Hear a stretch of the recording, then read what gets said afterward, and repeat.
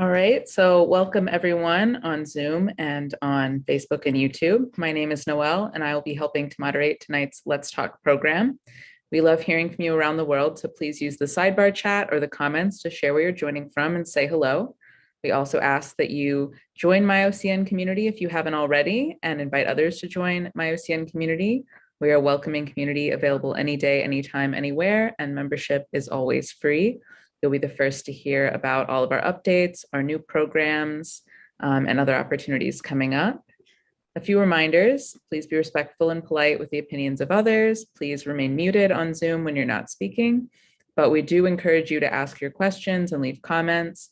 We'll have time for Q&A later in this interactive program, so you can leave comments on Zoom if you're here with us on Zoom, and you can also leave comments on social media, and we'll be checking those as well. As I mentioned, this is being live streamed on social media, and it's also being recorded. So the recorded video will be available on Facebook and YouTube after the program, and also at myocn.net. The Orthodox Christian Network is a 501c3 corporation and a 100% donor-supported ministry. 65% of Christians in the US report viewing some kind of worship online, religious content online, which is why last year we offered over 280 programs, reaching over 51,000 people across the US and many more around the world. So we thank you to all of you who keep these programs free and available to us through your contributions. And we also thank all of you who share this content with your friends and family. You can find all of our upcoming events on the community calendar. We'll talk about that a little bit later. But you can find all of that information at myocn.net under programs. So without further ado, I will turn things over to Father Chris for our program. Thank you, Noelle. It's always great to have you bring things into perspective as we open our program. It's amazing how many people we've reached over this time, and we do very much need your support, and we thank you for your support. We'll begin, as we do all of our programs, with prayer. I've lit my candle. If you have a votive candle and you can light it, I think it's always good to do that. Heavenly King, comfort of the Spirit of truth, everywhere present and filling all things, the treasure of blessings and the giver of life, come and dwell in us and cleanse us of every stain and save our souls, O gracious one. Noelle, before we go into today's program, we have to mention, of course, the movie The Man of God, which is the story of the life of Saint Nectarius. OCN is very much involved in promoting that throughout the country. And there's going to be in 800 theaters,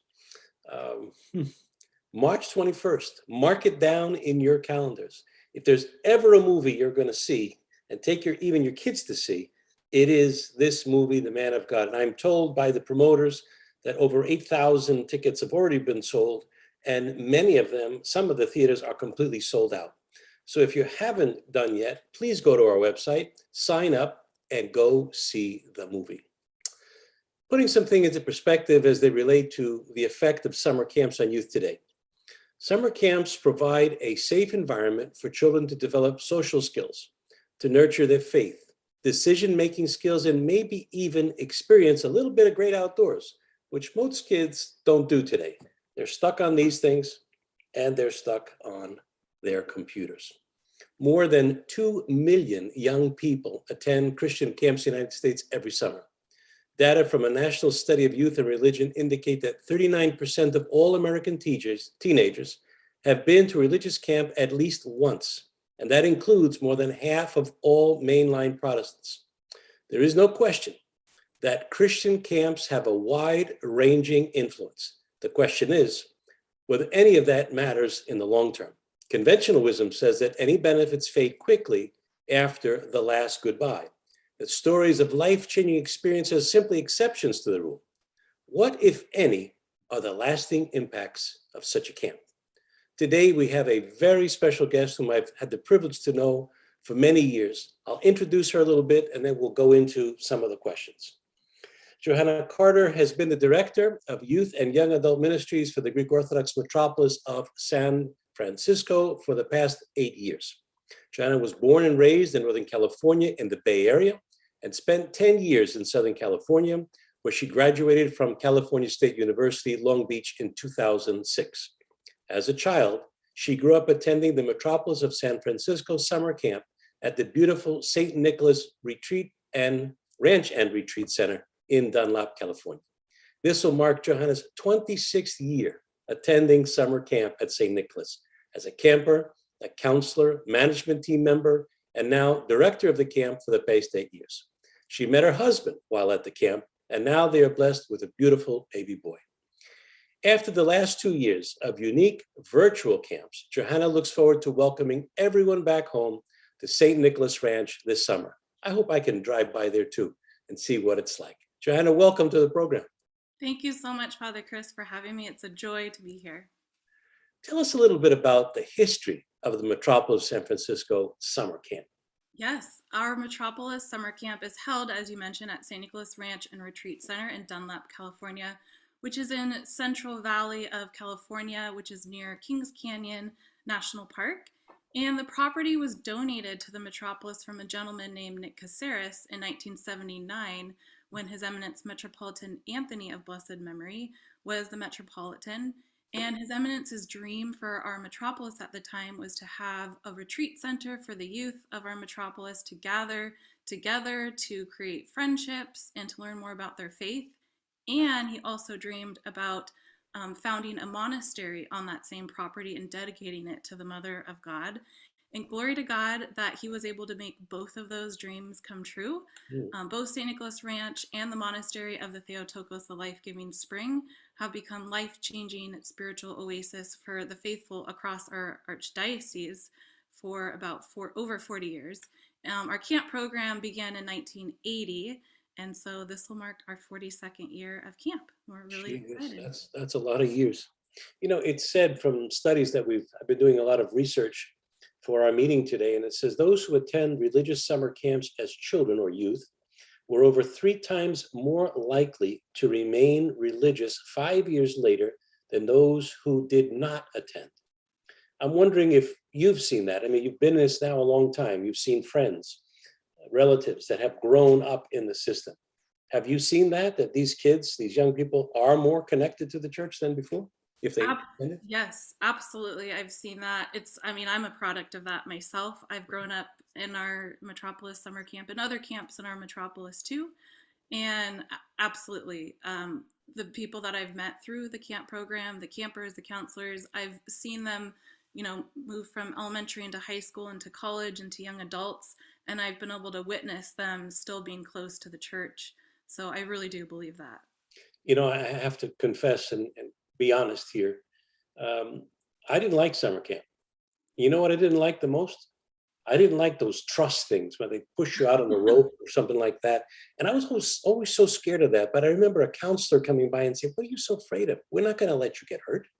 We're here to open your heart." And then it was a lot of outdoor stuff.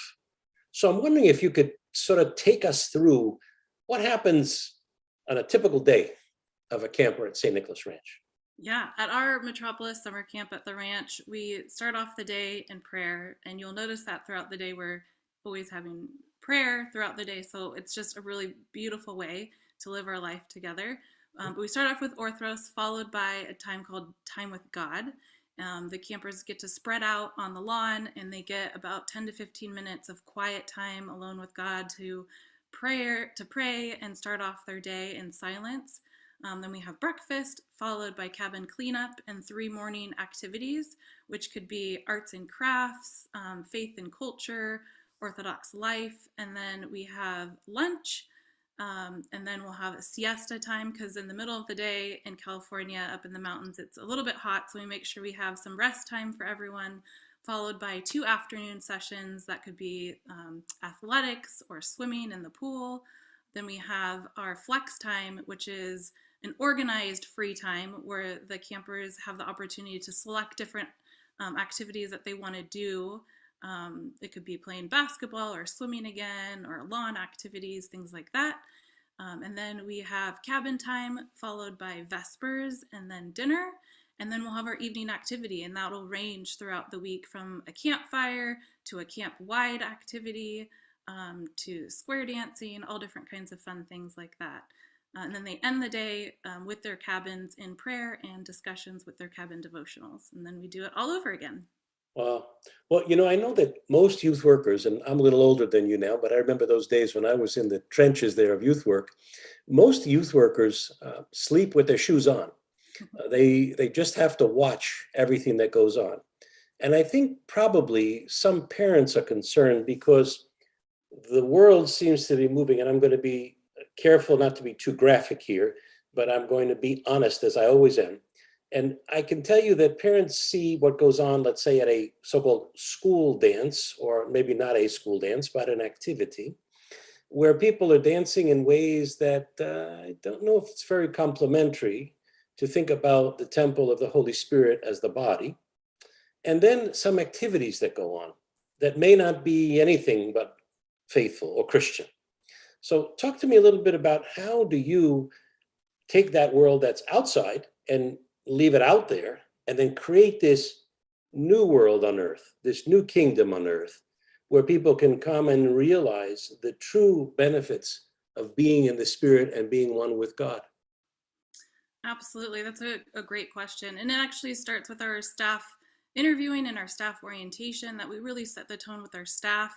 And we spend a whole week training our staff on what our expectations of the program are, what it means to be a youth worker in our metropolis and archdiocese, following our youth protection policies, and creating that safe and loving environment to welcome our kids into our care during camp, but even outside of camp throughout the rest of the year at different ministry events in that church. But yeah, we really talk to them about making sure that we are with the kids at all times. We have a high ratio of staff to campers. We have about 3 to 4 staff per cabin, per about 10 to 12 campers. And we really set the tone when the campers arrive too, letting them know day one what our expectations of the camp are. There's no hazing. We're always respectful of our brothers and sisters in Christ. And we aren't doing any, sneaking out or anything like that. And we haven't had any issues in our program in the last, I'd say, 15, 20 years since we've really made that a focus. Our staff aren't as worried about people sneaking out anymore as maybe they had, in the 80s or 90s. Those were rough years, Johanna. I was a camper during those times. I was a Those young were rough camper. years, boy, let me tell you. That was all before the youth protection policies came into play. And I'm so thankful that our archdiocese has made that front of mind to help coach our youth workers, and then also letting our youth know what to expect, what's appropriate, what's not. Because when our campers come into our program, they know that they aren't going to get away with sneaking out or pranking or disrespecting each other. We have a zero tolerance for all of that, and they'll be immediately sent home, and they look forward to camp all year round. And they know they'll have way more fun if they stay within the rules and expectations of the program. And that sets a really, really good foundation. Let's talk about when the camp is this summer, how many weeks you have, when does registration open? Yes. So our camp is traditionally during the month of July. And like I mentioned, we offer one solid week of staff orientation, which is the first week of July.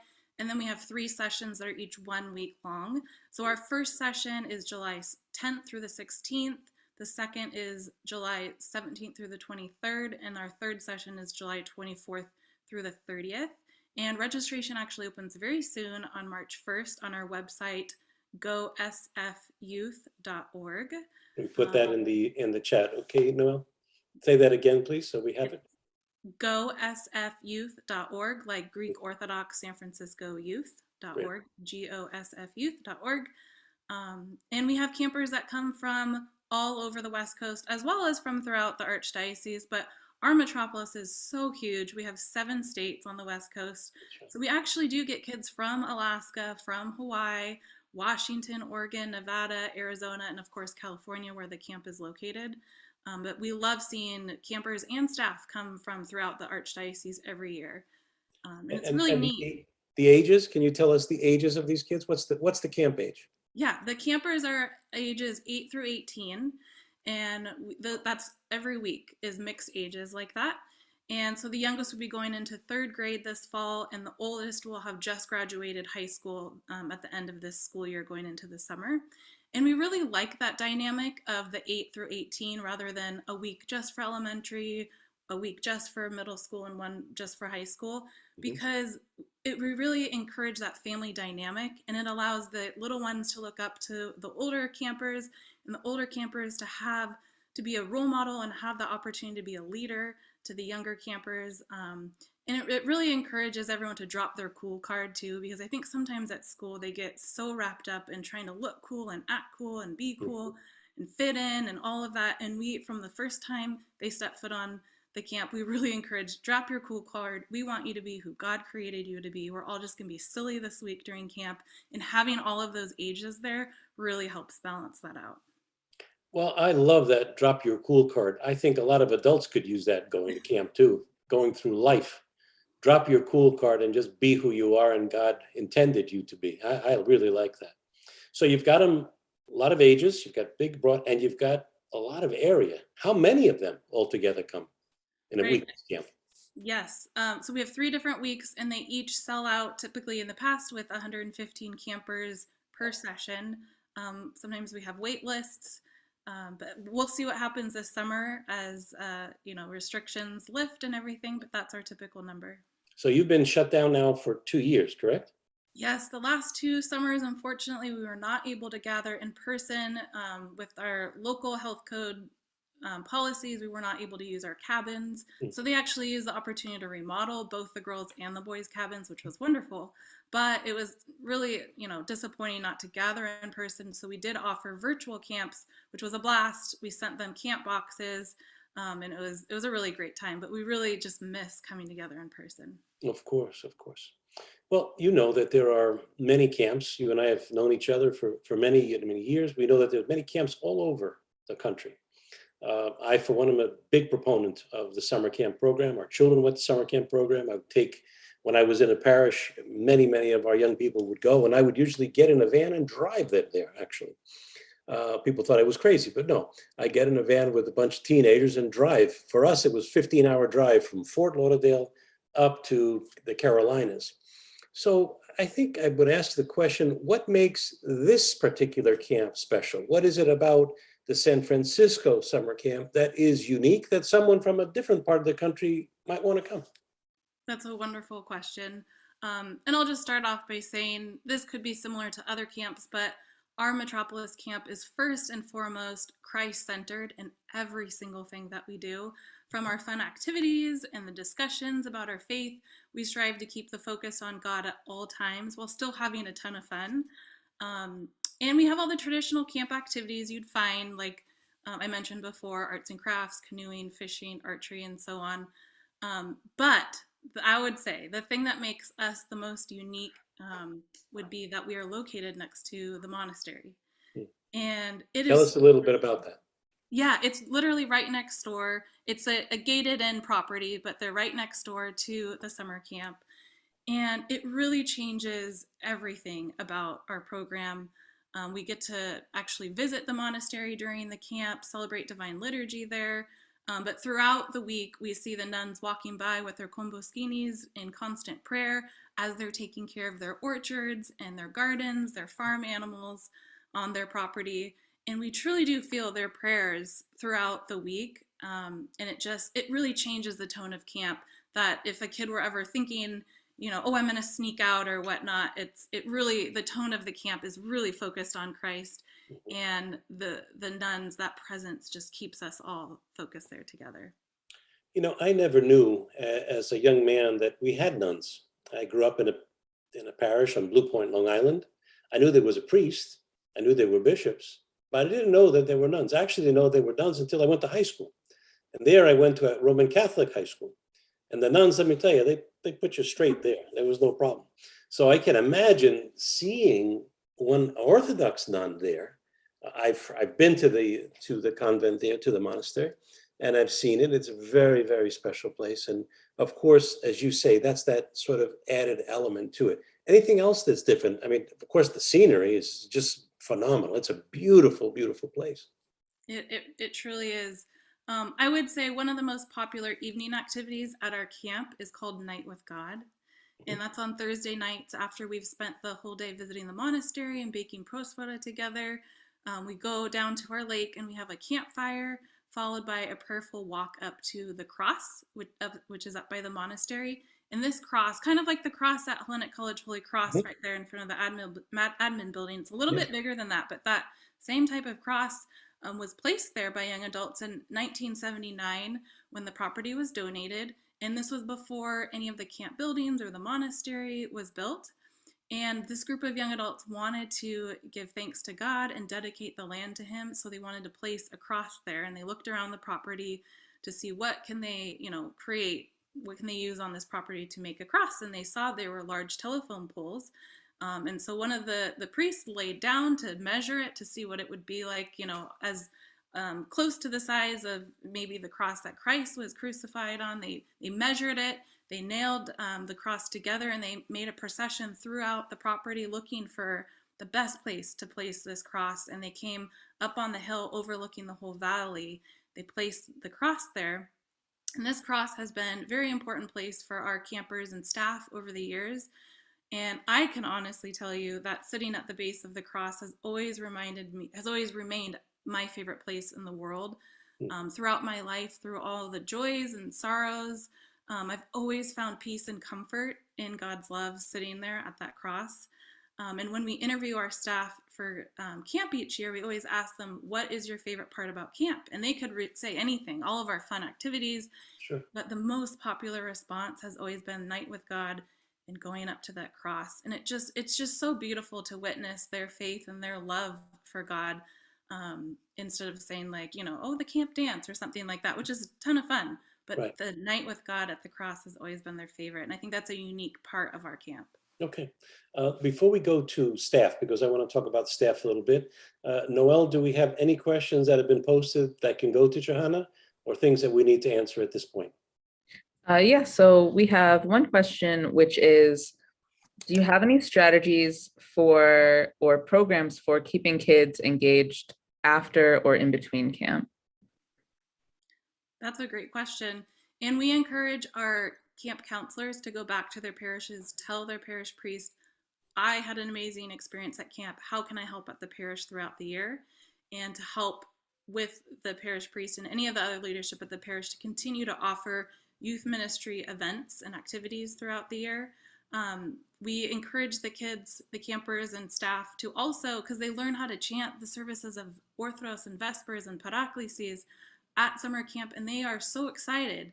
And we encourage them also to go to the parish priest and say, how can I help chant the services at the church? And we've even seen kids do that, and their parents emailed me saying, what did you do with my kid this summer?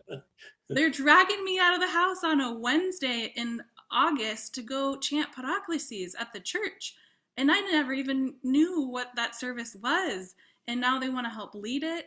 And then I've seen those kids continue on in college and help chant at their local church while they're in school. And so we encourage the campers and staff to bring that to their parish and continue to do those things throughout the year. Okay. Other questions, Noel? Yeah, we have a question from Eleni. Will Joe and Alex be offering a young adult Lenten weekend trip to the ranch? Wonderful question, Eleni. I appreciate that. We just finalized the dates. We haven't even promoted this anywhere yet, but fresh off the press, we are going to have a Metropolis Young Adult Lenten retreat at St. Nicholas Ranch the weekend of April 1st through the 3rd. So we're still coming out with more details, and registration will be coming soon, but those are the dates, so save them. And the for information, this gosfyouth.org, would that be the place that people would go for these types of things to learn about them? Or is that just registration? Everything is listed there. We have summer camp, okay, youth, good. Young adults, yeah, all of that. Okay, so gosfyouth.org. We've put that in the chat room. So you have it there, folks. And those of you who will watch this later on, you'll be able to go there and connect directly with Johanna about all of these wonderful things that are going on. Other questions, Noel? Just one more right now. You touched on this a little bit yourself, Father Chris. What are your experiences with youth who are initially reluctant to be at camp? That's a great question. We do have every year, we have a few campers that this is their first time, even going away from home and coming to a camp. And so we always encourage them to, even though they might be a little nervous the first day of camp, we try and help them find things that they really enjoy. If it's arts and crafts, then we help plug them into that throughout, during their free time and things like that. But we keep telling them about the next exciting thing that's happening. And the program and the staff are so widespread. There's something interesting for everyone. And our staff really hone in on those campers that may be a little hesitant, a little shy, a little scared. And we actually coach them during staff orientation to kind of look out for that, and to make sure to be just like that really warming, welcoming presence. And so it's really interesting over the years to have seen those kids that are a little nervous on day one, and then they are like devastated. They don't want to leave camp at the end of camp. And so it's really beautiful to see that transformation that happens from day one till the last day when they leave. Well, I can testify that I survived, so that's a good thing. And then I enjoyed going to camp after that, no doubt about it. Let's go to the staff, because the staff can either make or break a camp. Clearly, you've done a lot of work with staffing. You bring them there a week before. Talk to us about the staff. Who are they? How many are there? What are some of their qualifications? What are you looking for in a staff member? Yeah, great question. We have always had phenomenal staff, and if we always tell the staff that the camp is only as good as the staff. I could make the best program on paper, but the staff is who makes it come alive and makes it exciting and fun for the campers. And so our staff interviews are really important, that we want to make sure that people who are applying to be our staff are there for the right reasons, that they also want to grow in their faith. They want to be a role model to our youth, but they also have different gifts and talents that they want to share and have a ton of fun with the campers. We also want to make sure we hire a vast variety of different personalities. We don't want to just have everyone who's super hyper and on all the time. We want people who are also shy. I'm a big introvert. I've learned to jump out of my shell, and I have a blast at camp. But we always try and make sure that we have different staff who can then tend to the different campers, because the campers are not all the same either. So we really do praise the staff for being different, having different gifts and talents. And like you said, our staff orientation, we really pour a lot into them. We bring in some wonderful staff training leaders. We talk a lot about the youth protection policies to make sure that they are equipped, because we don't want the staff to see the campers come on to the camp property for the first time and panic and say, like, what do I do next? I don't know what to say to them. What do I do? We want them to be fully equipped with a full tool set to be able to welcome those campers, to be able to know how to navigate some hard conversations that might come up and things like that. So really equipping our staff is the best way that we know we can have a really smooth summer. And how many staff members do you have? And do you have them all selected already for the summer? Not yet. We typically have around, it kind of varies from year to year, but anywhere from like 40 to 60 staff that we'll hire. And we are still accepting staff applications until March 1st. And that's also through our website, gosfyouth.org. Okay. So anyone listening, if you have your children or nieces or nephews or grandchildren who are of the age, what's the age of the counselors? They are to be 19 years or older and have completed 1 year out of high school. So 1 year in college. All right. So if you know of someone and you'd like to send them to Johanna to go there, go to the camp and help out as a counselor, if they are selected, please go to their website and have them sign up. Noelle, any other questions that have appeared? Actually, we have a very relevant question to that, which is outside of the age, are there any other requirements? Yes, we require that they are up to date on their youth protection online training and background check. So before they even get to do the interview, they need to show us that they have been up to date on those things. But we really want to encourage the staff to, like I mentioned before, of being Christ-centered. They want to be living an Orthodox life, that they want to help share that and encourage that in the youth and be a good example. Okay. Any others? Not right now. Oh, actually, there is a question that just came up. Do you age out of the Metropolis Young Adult trips? Yeah, we have quite a few young adult retreats throughout the year, and they're typically for young adults ages 18 through their 30s.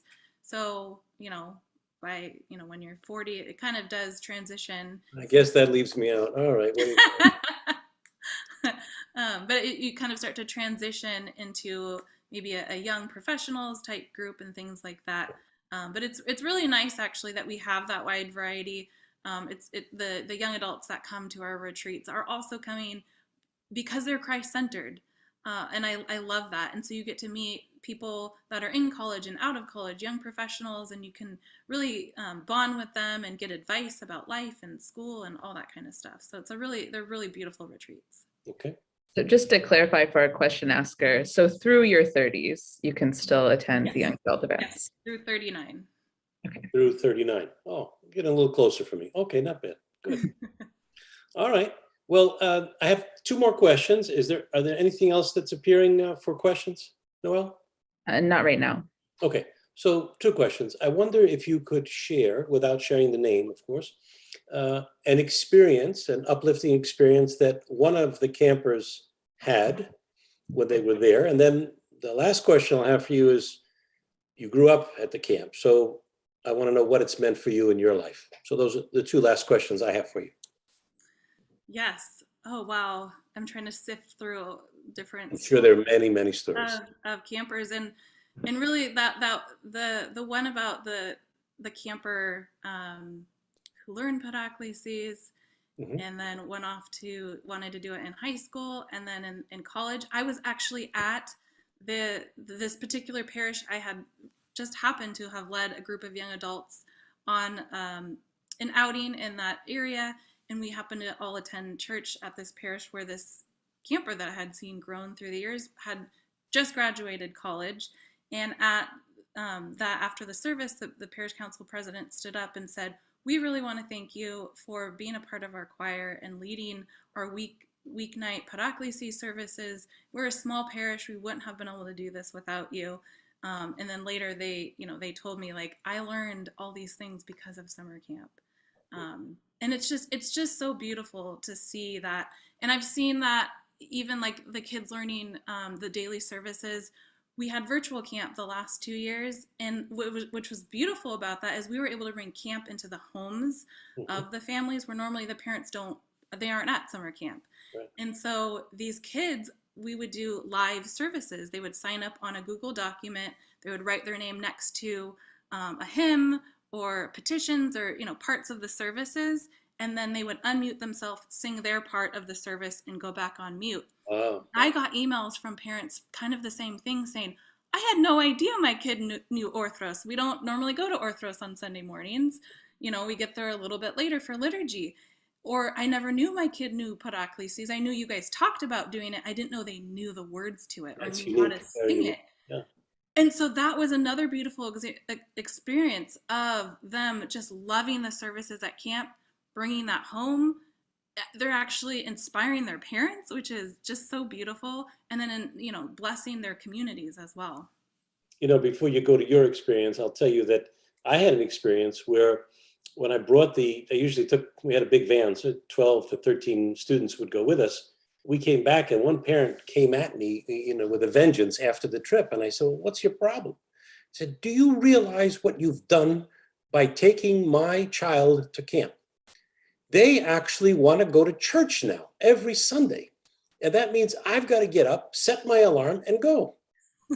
And I said, "Well, where's the problem there? What's the problem? You're saying that your child is getting closer to God and wants more of a connection to God, and you're complaining about it?" But you're right. It does, when the kid goes away, the child goes away, comes back, it affects the family. I think it was St. Sophrony who said that one can save the entire family. So this is a great experience. How about your experience, Johanna? How did it change your life? What did it mean for you all these years at St. Nicholas Camp? Yeah, I'm so thankful that my parents sent me to summer camp as a young kid. They actually met at a different summer camp.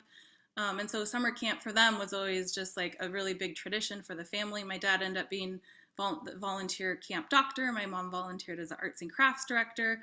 And so it just kind of really meant our family. That was what we never went to Hawaii or big vacations like that growing up. We were at summer camp, and I'm so thankful for that because it really was the beginning of nurturing our faith and growing roots in the church. But the friends that I've met along the way through going to the camp, from being a camper, being a counselor, and being the camp director, the friends I've met through that whole journey have been like spiritual anchors in my life.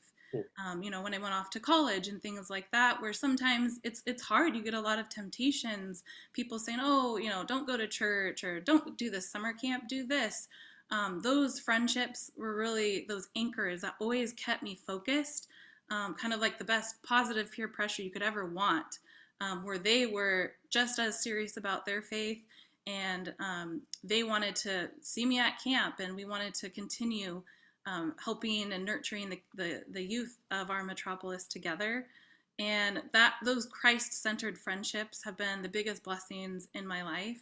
And you have different friends in high school or middle school and college, and sometimes those friends come and go, but the friends I've met at camp have truly changed my life. And another part of camp that I've kind of mentioned before is learning these daily services. I feel like, even going to Hellenic College Holy Cross, stepping into the chapel, it was like being at summer camp, where you have this chapel full of youth and young adults all chanting the service together, and like I recognize all the hymns and I know the rhythm of the service and I'm able to participate. And it's just like that at my home parish too, where I feel like because of summer camp, because you're doing these services daily, it cultivates this beautiful seed in your heart and your soul to have a love for the services and want to participate in them. Well, truly, it's had an effect on your life, and you've been at it for quite some time. We admire you, what you've done. We applaud you for what you've done. I know you don't do it for that, but clearly it's meant a great deal to you. I think there's maybe one or two more questions before we close out. Noelle, do you have anything else? Yeah, we've got a few more questions. Okay. So from Laura, we have, please let me know if you pay your staff. This is a very touchy subject at our Orthodox camp. Yes, we offer stipends. It's not the same amount that you would probably get like an hourly pay at another job, but the experience that you get from being a summer camp counselor, I've had the honor of being the reference for so many of our staff who have become young professionals in the industry, the job industry. And the people, the employers that I get to talk about so many different varied skill sets that this individual may have, and the employers are thrilled because you learn so much, how to think on your feet, how to be organized, like so many different skill sets of being a camp counselor that you wouldn't think at face value. And so, yes, we do pay the staff. It's not a huge amount. It helps them, get to camp, maybe their gas and a few other things. But good question. That's a good question. Yeah. Yeah. Okay. Others? Another question is, obviously you're hoping to have in-person camp, which is the ultimate camp experience, but has there been any discussion about offering virtual opportunities ongoing? As maybe something for kids that can't come to camp physically, or just something supplementary? Yeah, our plan is to have camp in person. We don't have plans at this moment to have a virtual camp or a virtual camp connected to the in-person camp. But we do want to offer opportunities throughout the year, and we have done this within our metropolis, of offering, monthly opportunities for them to come together. My coworker, Father Gary Kiriakou, also offers a series called Armed with Faith. Yep. So he has opportunities for the kids to come together virtually. We also offer opportunities. We have monthly Paraklesis services. We continue to do that virtually. And so we do want to continue to reach people in that way through Zoom. But most importantly, we want to try and have the kids come back into our churches and into our ministry programs to gather in person. That's the ultimate goal.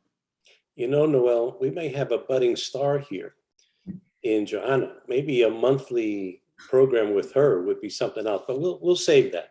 Instead of her going to Hawaii, we can ask her to do something. No, I'm kidding. Okay, very good. Any other questions?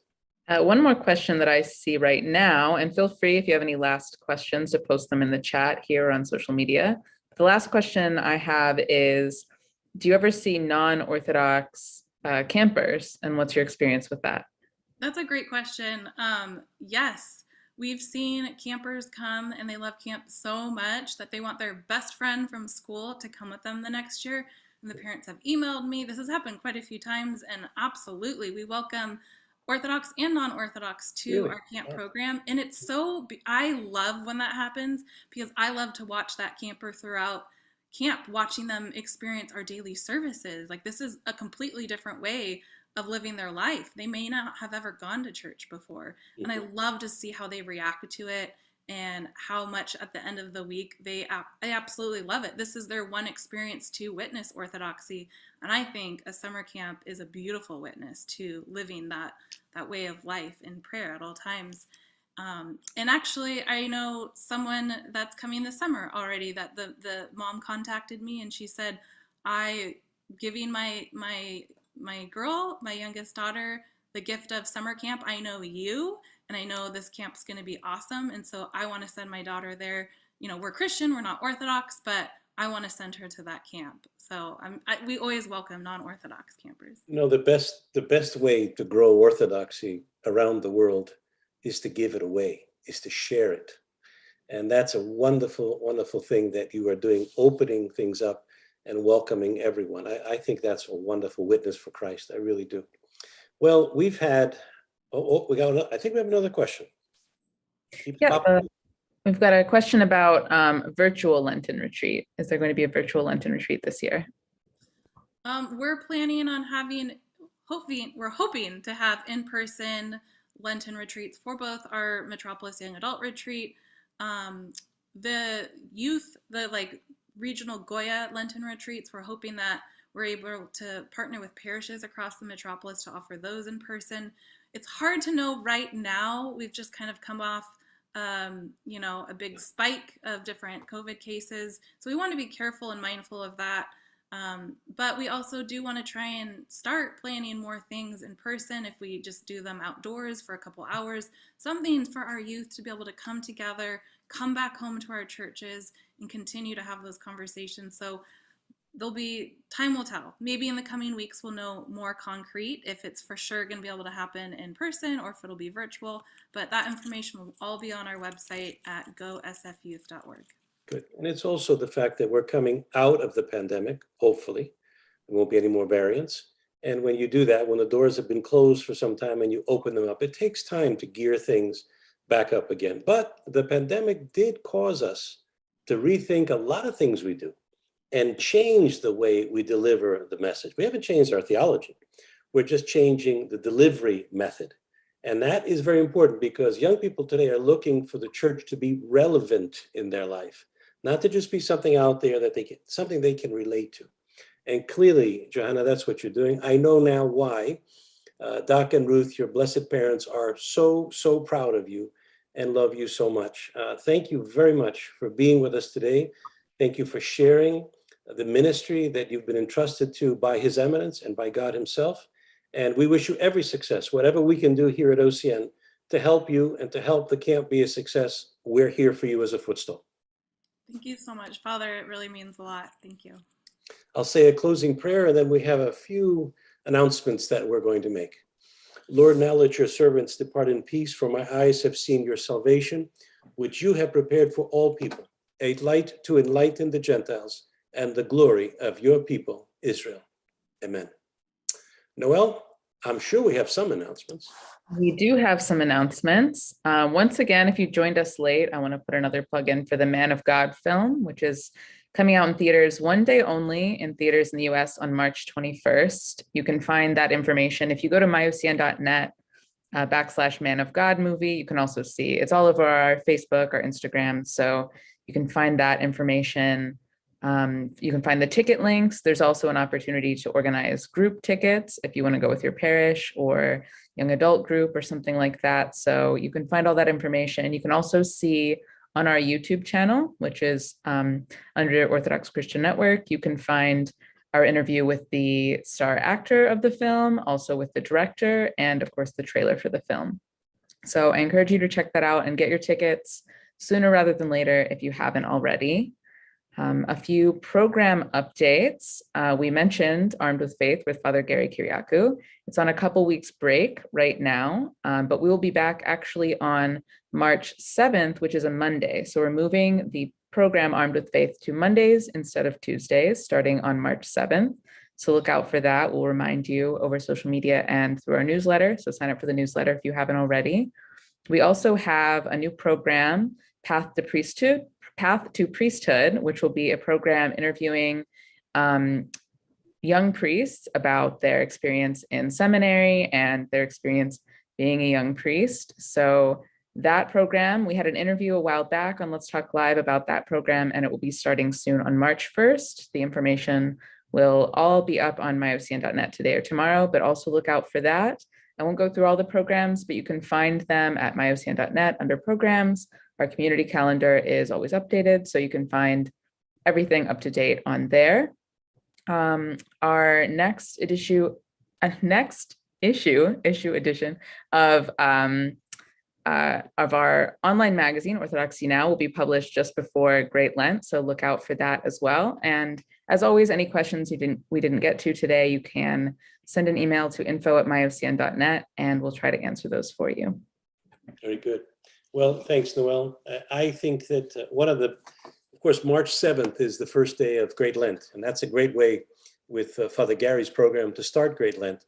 But also, I think everyone should plan in their schedule to go to that movie on March 21st. Lent is about humility. Lent is about knowing who God is in our lives. It's about preparing to make those changes we need to make to bring us closer to Christ. If ever there was a movie that you're going to go see, this is the one. I know that they spend billions of dollars for other movies and all that, but this movie will change your life. You will see, it's the first time, I believe, in the history of Orthodoxy, that it is done in so many theaters. 800 theaters across the nation have never experienced anything like this before, where they see Orthodoxy. And who else better to show them what Orthodoxy is than the great saint of Saint Nectarius. So please take your time, go to online, and please purchase your tickets. They're not very expensive. We don't make a dime from it. I just want you to know that.